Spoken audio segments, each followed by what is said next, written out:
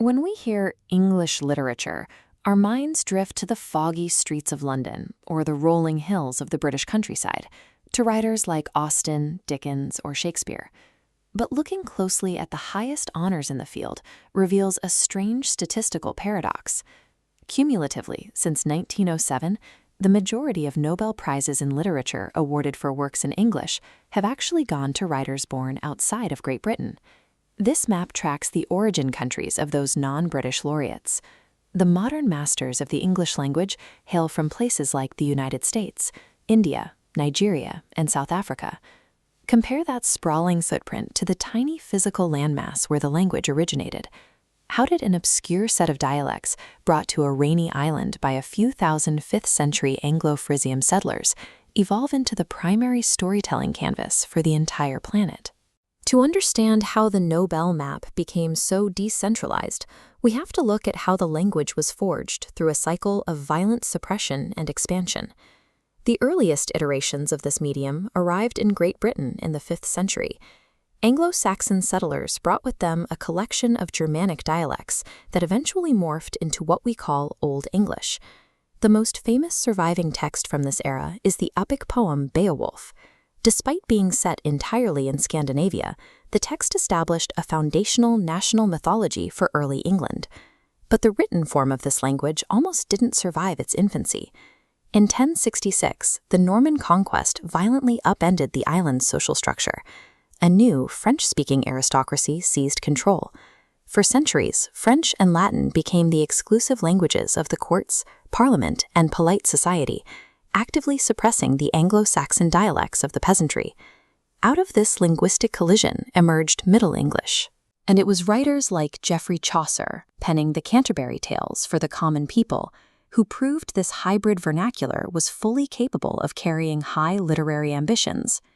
English survived this first existential threat by aggressively absorbing the elite vocabulary of the very people who tried to replace it. By the 15th century, Johannes Gutenberg's invention of the printing press reached the island, forcing a rapid, mechanical standardization of English spelling and grammar. This newly standardized language found its definitive anchor in texts like the 1611 King James Bible, which unified regional dialects under a single, mass-distributed grammatical law. Right in the middle of this linguistic stabilization arrived William Shakespeare. Working in the Elizabethan era, he aggressively expanded the language's vocabulary, testing the extreme limits of its dramatic potential.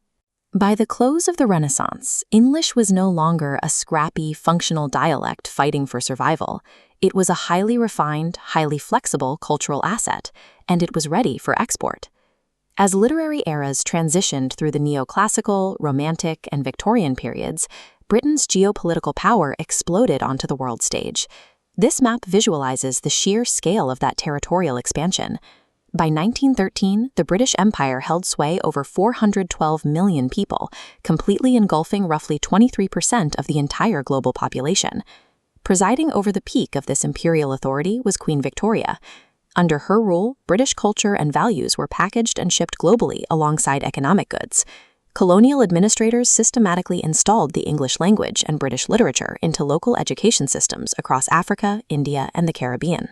It was a calculated tool used to impose a rigid hierarchy, ensuring the colonized populations learned to revere British culture. The British Empire utilized its literary canon as a high-precision tool for cultural control, engineering a global narrative that favored the imperial center. Fast forward to the 20th century modern period. The geopolitical map rapidly fractured as former British colonies fought for and ultimately achieved their independence. And in the wake of that independence came a profound historical irony. The newly liberated populations took the exact language used to colonize them, and they weaponized it to assert their own identities. Writers like Chinua Achebe pioneered this movement. By adopting English to write Things Fall Apart, Achebe forced a European language to carry the full cultural and historical weight of the African experience. Achebe wasn't an isolated case. In a matter of decades, distinct, highly localized literary traditions sprang up simultaneously across former colonies everywhere. In the Indian English literary tradition, Salman Rushdie emerged as a key architect, warping and reshaping the language's structural rules through the lens of magical realism. In South Africa, authors like Nadine Gordimer proved that English literature could function as an essential, high-stakes tool for anti-apartheid resistance. Which brings us back to our initial statistical paradox. This massive, decentralized reclamation of the language is exactly why the most prestigious honors in literature are now so frequently awarded to writers outside of Britain. English literature is no longer a British monopoly. It has evolved into a borderless global medium, where the most vital stories are now told from the margins, proving that a language ultimately belongs to anyone who uses it to tell the truth.